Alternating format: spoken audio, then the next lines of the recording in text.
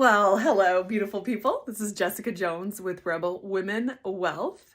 Today we're doing a quick discussion on what is called the three-legged stool. I have specialized in retirement planning for, going on 13 years now.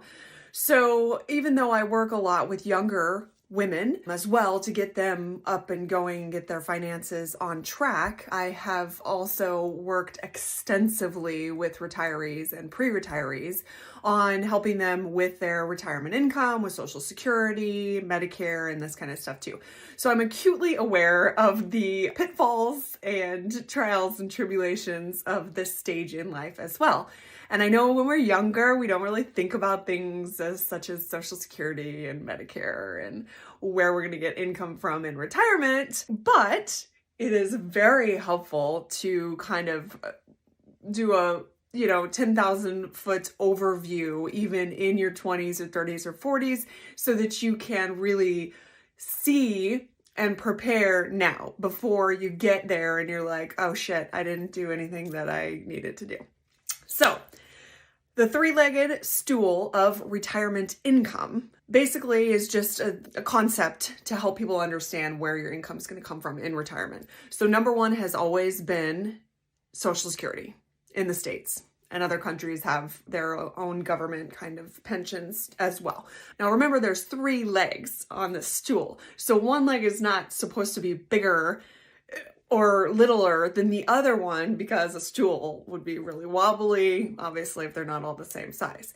A lot of people have the common misconception that Social Security is going to be the majority of their income in retirement, and that's simply not the case. Average Social Security is, I believe last time I checked, was like $1,400 a month.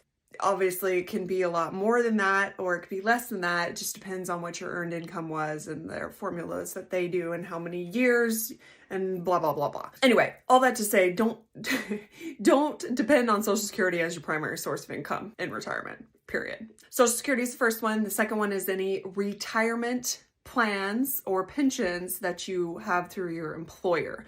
Now, nowadays, most people don't have pensions anymore, unless you're maybe in government or city or county work or teacher, something like that. But that's the second. Any kind of pension, or that also includes any 401k thing you get through your employer. The third one is going to be your personal individual savings and investments. So those three are going to make up your income in retirement. Those are the main ones. A lot of my clients will have like rental properties and stuff when they go into retirement, and that's going to categorize under your personal savings and investments. It's very important to understand the difference between these three and see how, if at all, you can improve any of them. Social Security obviously is based on your income. All your working years you're paying into Social Security. And then if you are a sole proprietor or business owner or something like that, you may not have available to you a retirement plan, certainly not a pension, maybe a 401k, if they match you or not. If they don't match you, really that, in my opinion, falls under your personal savings and investments because it's all your money anyway that you're putting in there. But that's neither here nor there. The point of it is that you need to make sure that you have income coming from different sources. And so you can try to project how much income you're going to need in retirement. This has a whole lot of different factors, obviously, based on where you live, what your cost of living is, what your debt is, how much you have coming in versus going out.